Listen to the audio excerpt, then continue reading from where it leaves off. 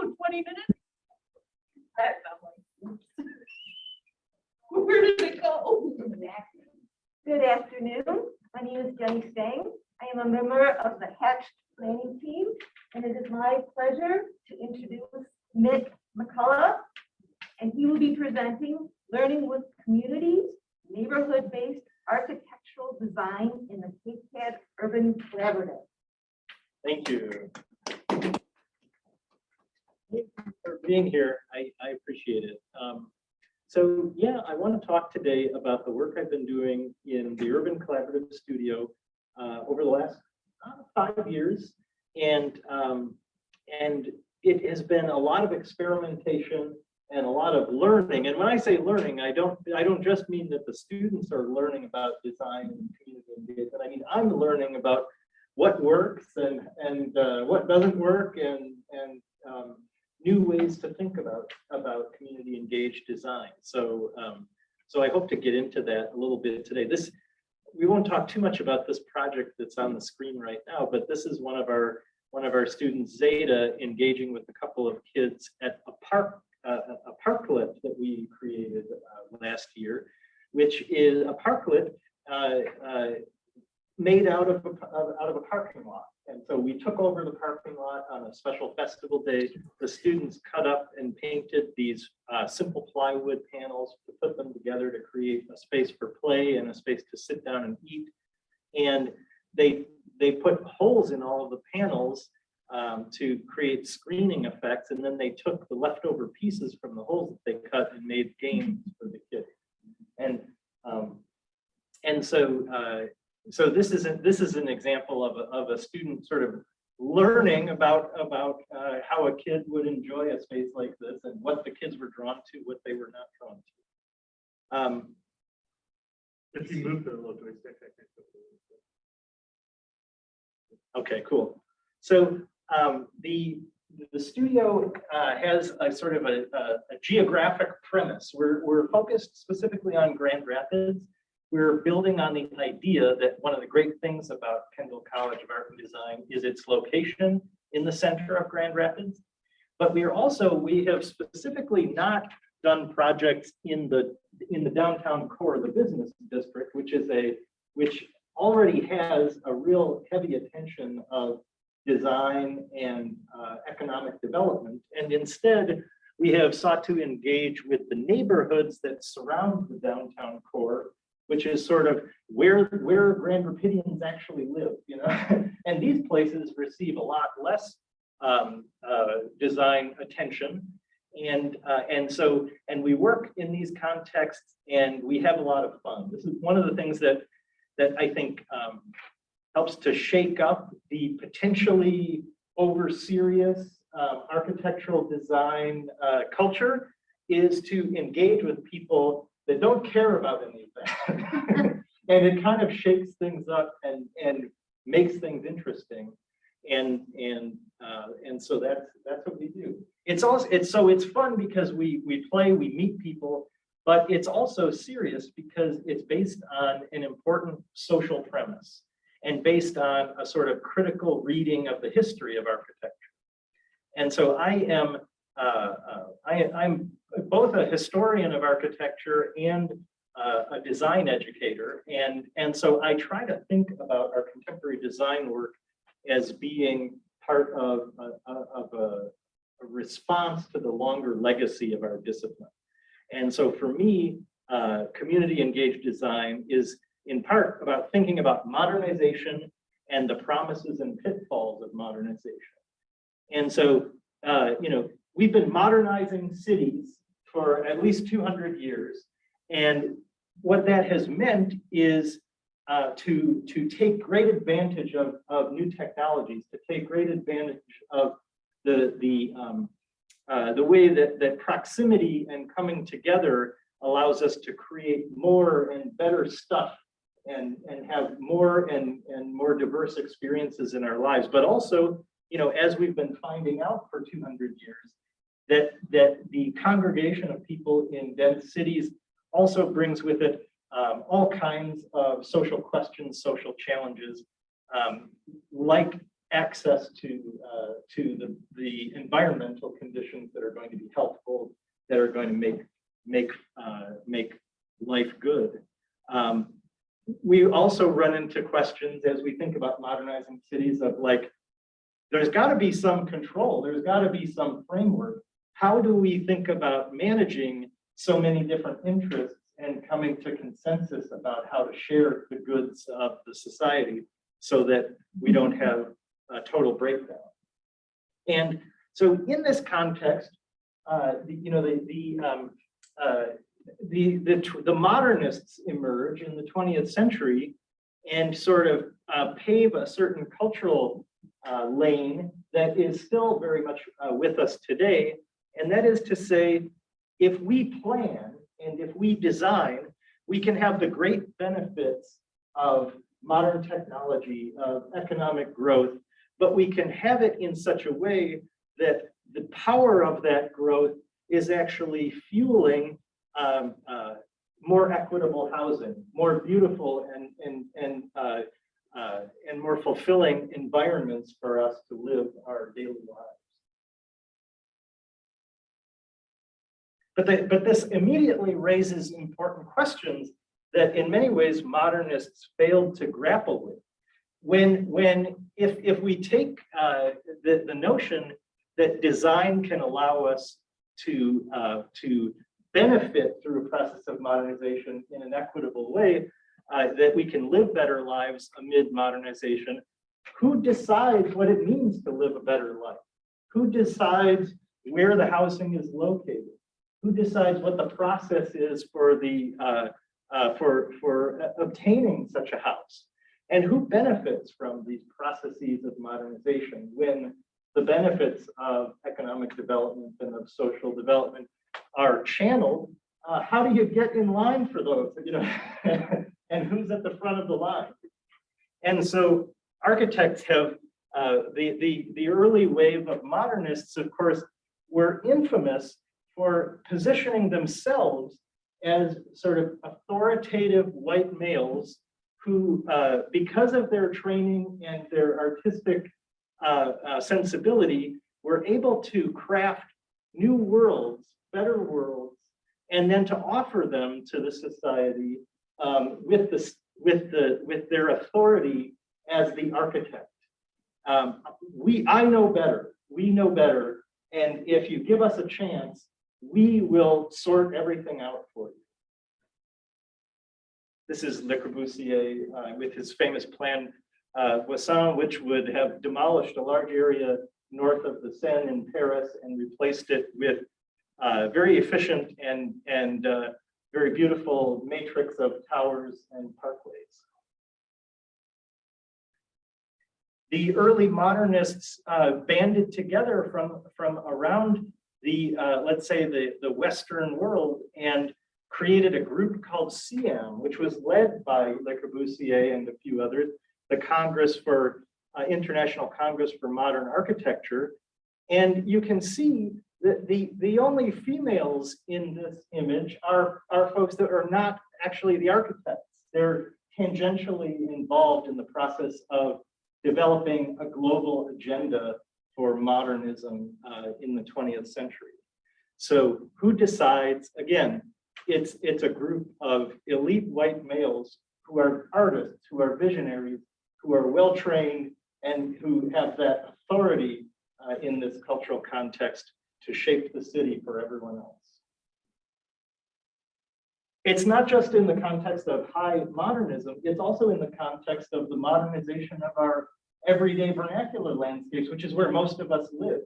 So in the development of the city of Detroit in the early 20th century, our federal government, the local government of Detroit, and home builders and employers and this large group of actors all came together and said, we're going to build cars for the whole world, and we're going to channel the power of that economic development to allow workers to have a house with plumbing, to have a house with a yard, and to live a better, more modern life. And the way that the society organized itself to share these benefits with the working class in a new way that they have never done before, involved this fundamental flaw, the fundamental flaw of racism. And so the creation of the city of Detroit was created on the basis of restrictive covenants. And they were advertised openly in the early 20th century, which is to say, don't worry, you can buy a house in this neighborhood and you can be assured that there will be no one that moves into this neighborhood and builds a cheap little shack. It's going to be all people of a certain class, and the property will at no time be used or occupied by a colored person. And so, in other words, this is a question of who decides and who benefits through a process of modernization. Who's at the table and who's excluded. The city of Detroit famously sought to modernize by identifying and demolishing a vast area of the Black Lower East Side of the city in order to create, and left the land vacant for 10 years before they finally came along and created a masterpiece of modernism by Mies van der Rohe, Lafayette Park, but a middle-class enclave. And one that contained far fewer units than were destroyed in the process of the redevelopment. And so architecture has this legacy of making the city better, making the city more modern.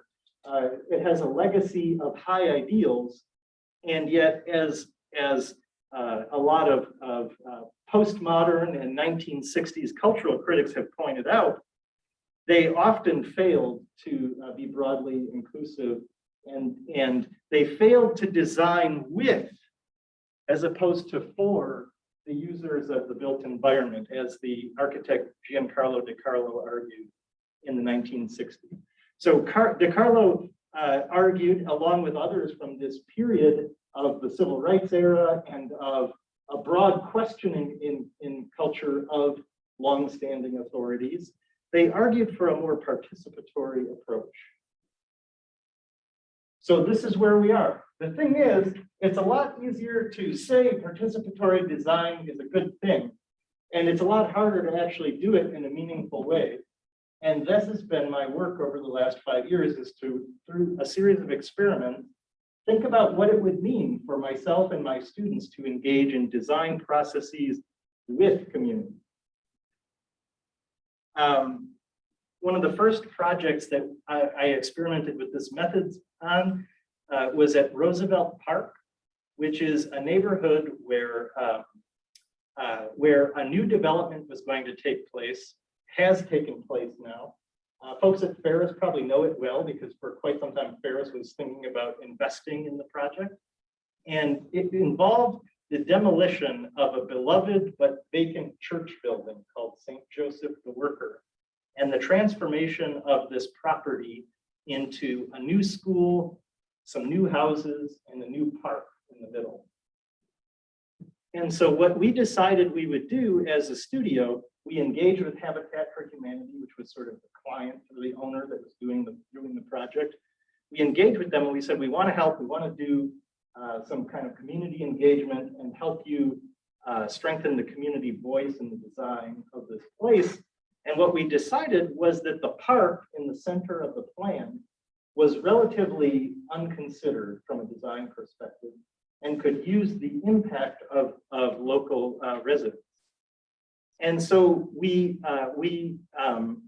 retrofitted and repurposed this pavilion building that we had on hand, and we called it the Future Park Feedback Pavilion. And we positioned it next to the church during Art Prize, during a period when the community was, in a sense, saying goodbye to the church.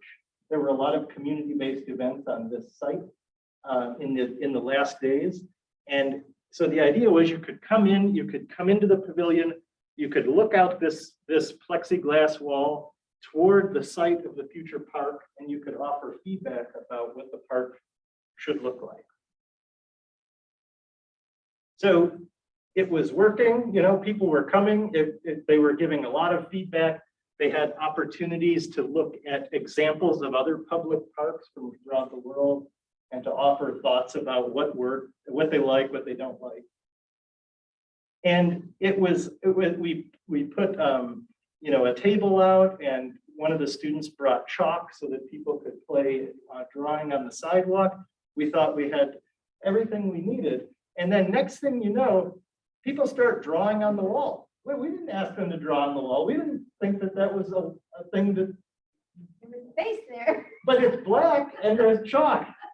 And so this was one of the first things that struck me was the exuberance with which people seek to express themselves in public space, and actually creating space for that expression is an end in itself. Not only as a sort of way to take what people say and instrumentalize it into, you said this and I designed this, but it's actually through the engagement you can create an opportunity for expression.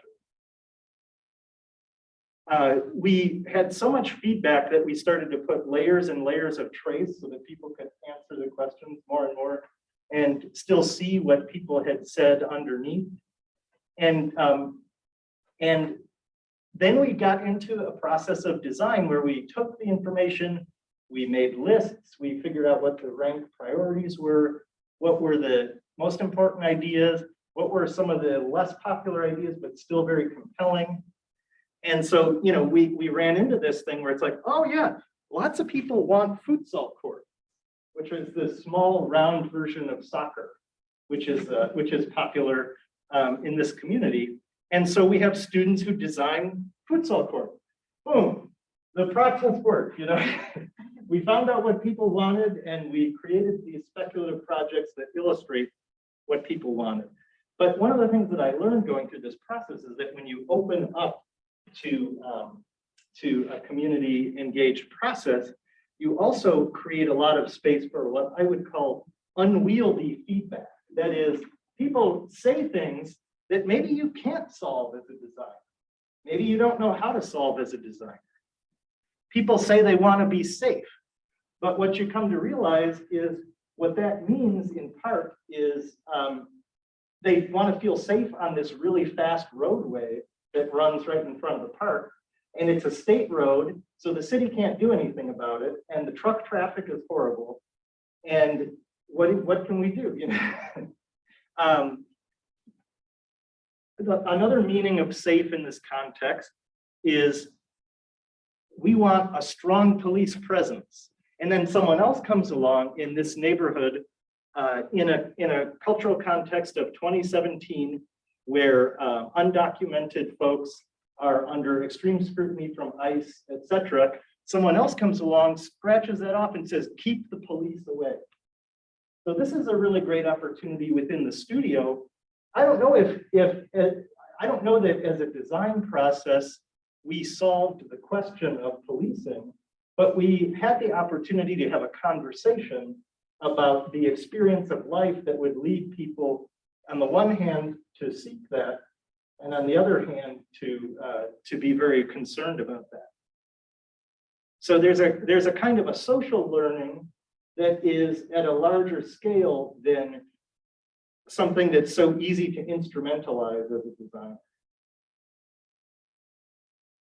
Another one of the takeaways from this was that collaboration between students is one of the great benefits of doing these kinds of projects.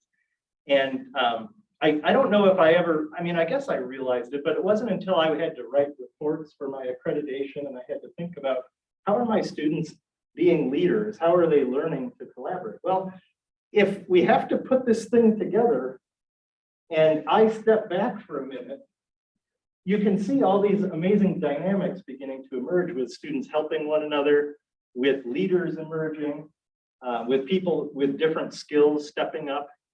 And so creating challenges that require people to figure out how to work together is a really big part of this, I believe. The following year, we worked in another neighborhood called Hartside, right on Division Avenue. This is the kind of center for social service agencies and shelters in the city of Grand Rapids. So there are a lot of unhoused folks right around this park called Peckage Park on Division Avenue. And so we worked with the city parks department, who gave us a small grant to design and build a temporary sign to engage with folks as they are using the park or passing by the park, something that would allow people to express themselves, but also get helpful information about where they are, available social services, and just like for sale signs or event signs. So we created this sign and board. One of our students, who is also a fine artist, created this sort of wonderful backing to the whole thing, so that when you're sitting in the park, you're not just looking at plywood, you're looking at a composition. It was a public event. It brought police officers and elected officials and city parks folks and passersby, but there were also a lot of folks who are either experiencing homelessness or are folks that spend a lot of time in this district intermingling with folks that are experiencing homelessness, and they engaged in this process, and people jumped at the opportunity to write their thoughts about the neighborhood, jumped at the opportunity to fill out a survey to think about the future of the park. And if you think that an unhoused person doesn't understand the larger social context of their life experience, this kind of engagement can disabuse you of that notion.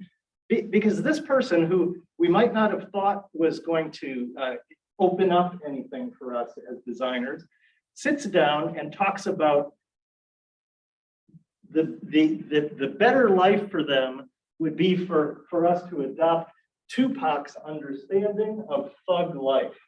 And so if I had to look this up, which tells you how much I need to learn as I go through this process, thug life means the hate you give little infants fucks everyone.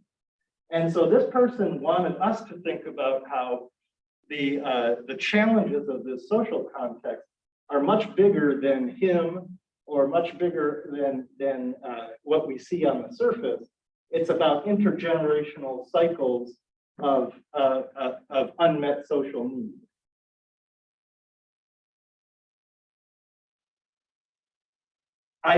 There were a lot of misogynistic comments that came up over the time, and as I would drive by, I would see it, and I'd be like, ooh, did I really put this thing here so that people could write all kinds of things? But then all of a sudden, someone came along and erased it and wrote, "Gender is a universe," across the top. So actually, I ended up feeling like, while it gave me great anxiety to not have control over this very public-facing forum, what was happening was a kind of a debate about how we talk about gender and how we talk about one another. And there was something very much of a lively discourse happening. We had built the thing out of wood and expected that we were going to take it down after 3 months, but the community partners told us, no, you can't take it down, it's fine, leave it. Said, okay, well, we'll check back in a little while. Can we take it down? No, it's fine. Then about 1.5 years later, someone at some point must have been I'm sick of looking at these things. They must have been sick of looking at them too. And somebody started popping them off. A few would disappear every day. And so I said, okay, we're taking it down. And the community partner said, well, can you leave this part? We really like this part because it's the shape of our neighborhood. And it has an icon factor of being our Hartside neighborhood. So we did that, and this piece stayed up for another year. And only recently, there was some kind of violence and it was upended. And actually this metal sign was broken off too. So now it's all gone. But the point is, It had a much longer life and was much more loved than we would have expected. And allowed us to, it challenged our notions of what the permanent installation was about. In another instance, we, rather than doing a build, we decided to do charretting, where we would engage directly with a lot of folks to think about how to connect this emerging Monroe North neighborhood, which is getting a lot of economic development, with the Belknap Lookout neighborhood 150 feet up. There's a dilapidated set of stairs that's the historical way to get up there. And what would it mean to improve this connection in the future? So we started walking the neighborhood. And one of the things we learned when you start walking the neighborhood is people know a lot about the place where we live. So we were kind of hanging around in this community garden, and one of the neighbors across the street was like, "Hey, come here. What are you doing?" And so he kind of called us out. He brought us to his front porch. He was a long retired professor. He said, "Did you know there's a creek that runs under here? Check the map. It hasn't been daylighted in 50 years or something." And there you go. Cold Creek was running under this neighborhood where we were. And so he had this environmental knowledge of the land we were standing on that we wouldn't necessarily have had if we were just using our own eyes and making assumptions about the context. We met with folks in this studio from Disability Advocates, which is a wonderful organization that advocates for folks with disabilities in Grand Rapids. And, we might have thought we understood what disability advocates would want. We're architects, we know the rules of ADA, we can design for ADA. But what this man, Chet, who has vision trouble and needs to rest quite often when he's walking around the city, he said, "I hate the ADA." He said, I guess it's made a difference, but the thing is, it's turned it into this legalistic thing. And I would like to see accessibility be thought of in an imaginative way. How can we live better? How can we live differently? Not just like a checkbox list. I didn't expect to be schooled on urban social questions, and we all learned a lot.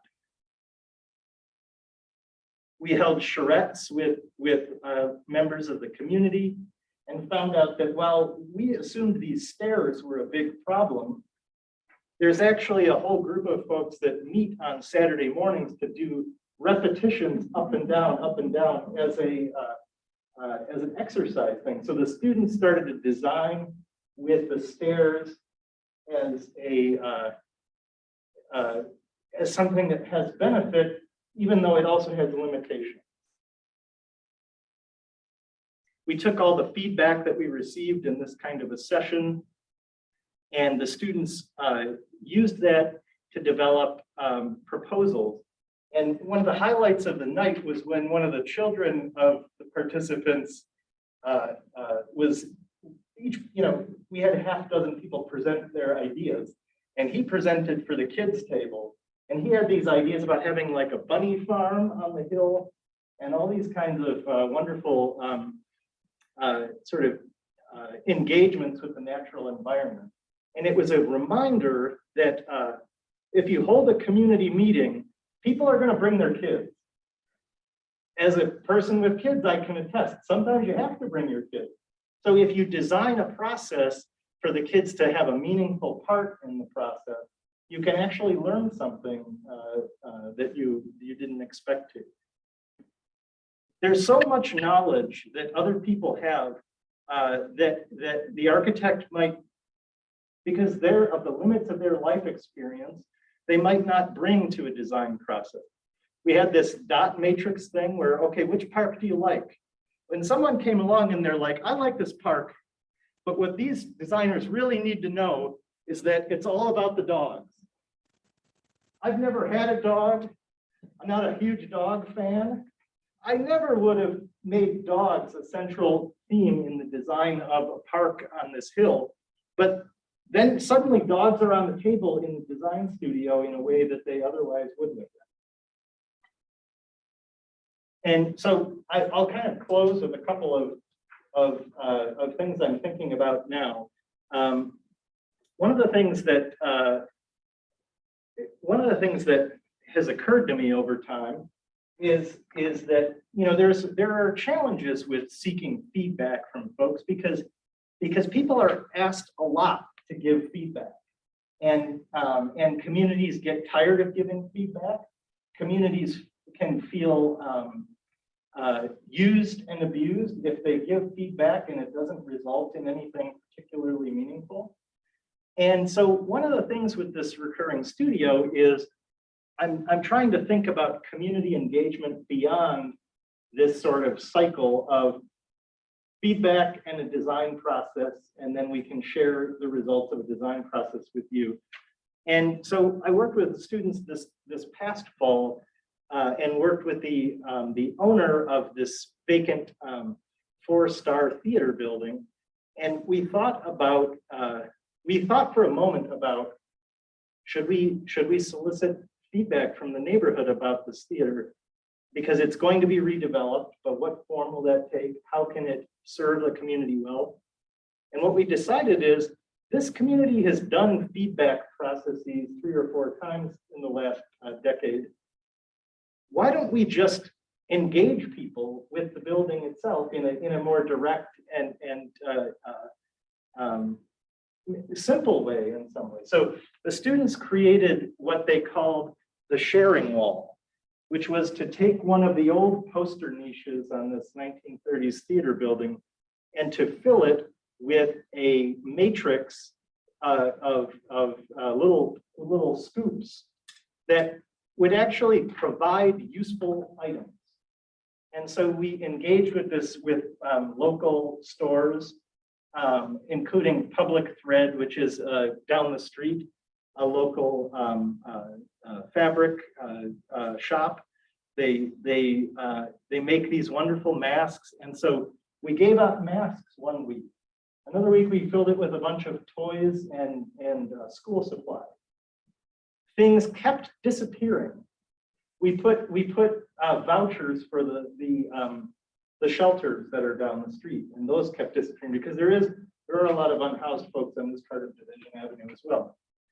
And it was, one of the questions that was asked is like, is this just handouts? What's the point of this?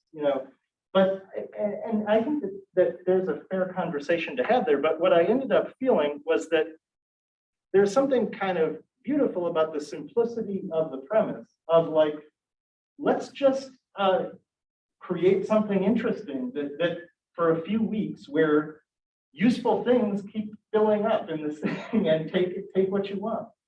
And we learned a few things. One of the things we learned is there are a lot of kids in the neighborhood because the toys and the school supplies were like, boom, they went a lot faster than anything else. And so that was a kind of an indirect way for us to understand the neighborhood through this process. There's also something to be said for just a public space installation that makes life more interesting by taking a blank wall and sort of putting this curiosity on it that passersby can take a minute to explore in their car or walking and basically have a moment of interest where one hadn't existed before.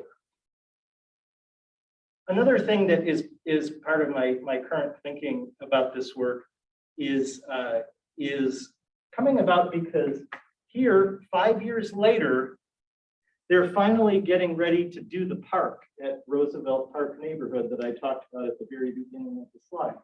So I've been called back into the community conversations because the city now owns the park, they're hiring a landscape architect, and they want to think about how to translate the findings of our community engagement into a design process. And what I have found in preparing my notes I'm going to make a presentation to the community group next month. But as I've been trying to synthesize everything, what I'm finding is that these speculative projects that the students made are actually super useful to illustrate possibilities. You know, over the years, I've had some anxiety about, are these things too extravagant? Are these projects they're just about getting people's hopes up for things that the city will never afford? And, you know, students ask me like, well, is this really real world? Or is this, you know what I mean? Like, how real should this be? And what I'm starting to realize is like, these are completely real for what they are. They are imagined worlds, and we can see, we can read them together with a community about possibilities. And so this traffic calming issue, which remains a big issue, one of the things I want to talk to the community about is like, what can we do to engage this sidewalk in a way that would be traffic calming, but that would also be something that says something about this community's specific identity. And so, you know, maybe they're not going to create a 100-foot long water feature, but I think each one of the student projects illustrates an idea that can be used to show the community, how the world might be.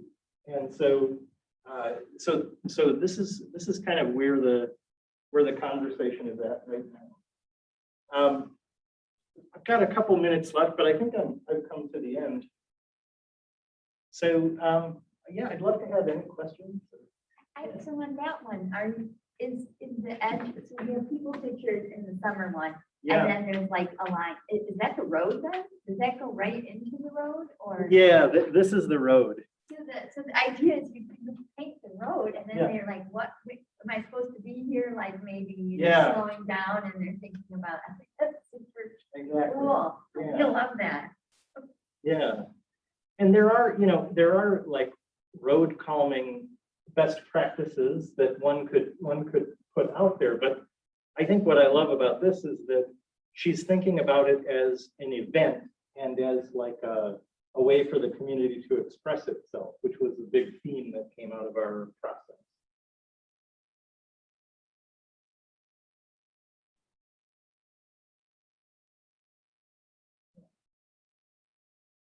I could picture, do you always show summer, winter? No, Because this, I like that too. I think that's well, great. when you're designing especially when designing parks, I think I require that because we so often like if we don't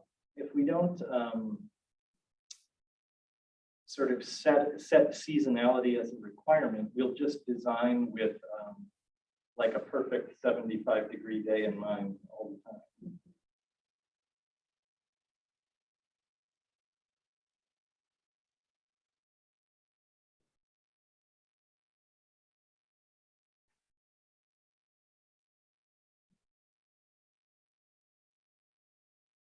So we'll see. It'll be interesting to see how folks respond to. Basically, I've created a series of statements of basically not statements but questions like what is security is a major issue. What are the best ways to achieve security, and then have some student work images with that, and to give the community an opportunity to continue to make those decisions about basically we're our role is to show possibilities and to help to synthesize the things that this diverse group has said and present it back to them so that they can continue to make decisions.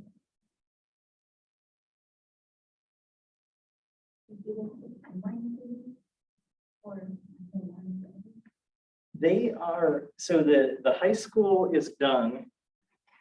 The housing across the street is done. And this dwelling place storefront is done.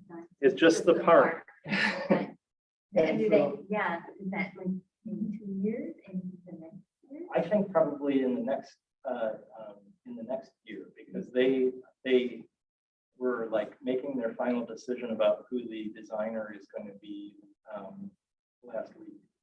So they could conceivably be building the next. I don't know this process, but so you said a landscape architect, do they use your plans? Do they have their own plan? How does? Yeah, so that is one of the interesting features of this process. So the students' work is, generally speaking, it's purely speculative. It's just to develop ideas. And then the community group that is doing the thing needs to hire someone to do a design. But they'll have the benefit of having provided the feedback and then seeing some possibilities that emerge from that. Which, so it's good to, it's like, well, we know we don't like this. We know we like this. So those kind of things emerge.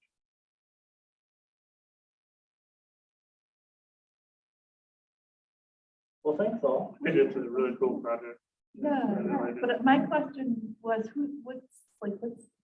how do you meet your clients and then Yeah. do you know what your next project is? Right. So the first one, I basically The habitat connection? yeah, the habitat. I knew a woman named Stephanie Rosales, who's a neighborhood, one of the kind of, she's an artist and an activist and a local kind of important person. And she came to KCAD during my first semester and was on a panel. And I really loved the way she talked about Hispanic identity and the challenges around that in the city of Grand Rapids. So I came up to her afterwards, got to know her, learned about this, and then I called her and I said, hey, can we talk? I wonder, and basically said, like, I wonder if there's some way I could help or that the students could be involved in this moment. And so I worked with her over the summer before the fall studio, kind of figured out what was going on. She introduced me to Habitat. People at Habitat were like, do you know what you're doing? How many of these have you done? It was, and I was like, well, I've got some great ideas, I've got enthusiasm, but they worked with me a little reluctantly. And then it worked out okay. And then I started to, like, then the people from the Parks Department got to know me, and now, like, they reach out to me and I connect with them. Or this Steve Halko, the dean, was approached by the owner of the 4-Star Theater and gave Stephen his business card, and Stephen gave me his business card, and so then I contacted him. So basically, every year during the summer, I sort of pound the pavement and figure out who to work with and what the deal is going to be. And yeah, it's been interesting. I mean, it's next year may be working with Dwelling Place, which is a builder and manager of affordable housing in Grand Rapids. I've worked with them before. They were folks from Dwelling Place were involved in that Peckage Park sign on the edge of the park. And so they want to build a greenhouse at basically a condominium complex for older folks, and so that their master gardener can do more seeds and get the community involved in, like, growing seeds and growing food. And so we may do a design build of a greenhouse next fall. But yeah, we'll see. Cool. Yeah. And sustainable. Yeah, for sure. Well, the idea is it's a mobile greenhouse, so we have to design it so that it can be taken apart and moved to a different site if they want to use it somewhere else for a while. And so it has to have design for disassembly, which is a good sustainability theme.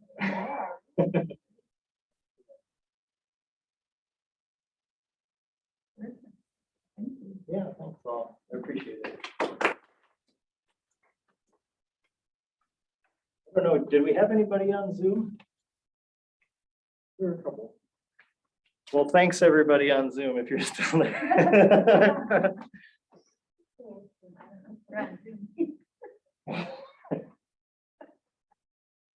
Very interesting. Got a thumbs up from them. Oh, good. There you go. Okay, cool.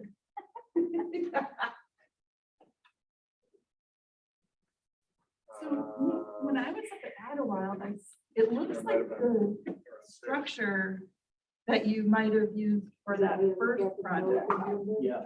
now lives up there. How did that come about? It's it's kind of a long story. Basically, the students did a design build for that thing for Idlewild in the first place. And then in the fall, it was time to do this pavilion, and they said, let's just use this temporarily for this, and then we'll still bring it to Idlewild. And I was like, okay, we can do that. But then kind of the ball got dropped and it never got delivered to Idlewild for like 4 years. And then there was COVID. And Right.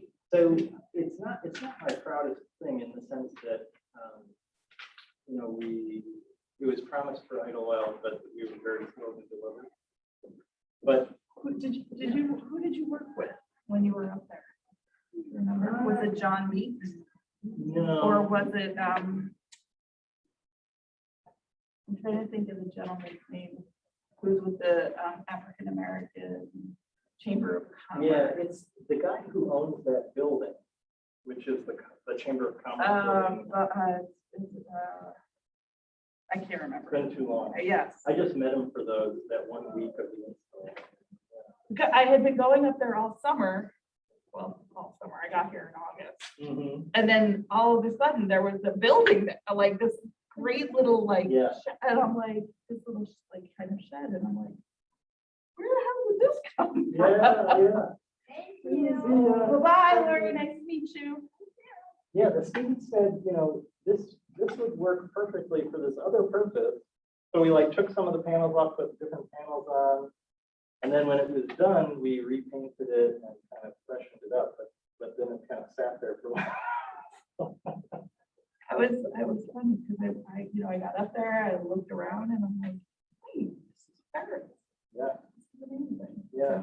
So, It was great. You know, I learned how to trowel concrete. Charlie taught me how to trowel concrete when we did that. Oh, Me and okay. him went up like a couple days ahead of time and poured the slab. And Okay. Then we brought everybody. And then just both like just Yeah. set it in there. And it was one of the coolest things was like, you know, there's a lot of folks drive around, walk around, and a lot of people know each other quite a while. And so on install day, there was like a traffic jam out in front because everyone who drove by stopped to be like, what is this? We need to hear the story. And everyone was stopped, and it was really fun to see the people coming together. Yeah.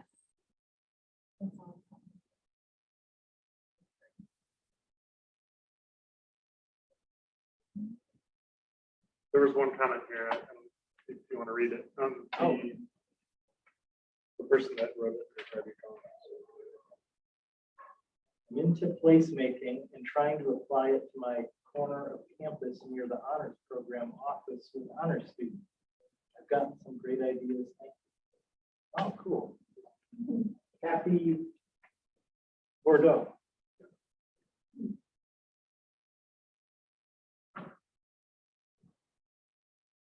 All right.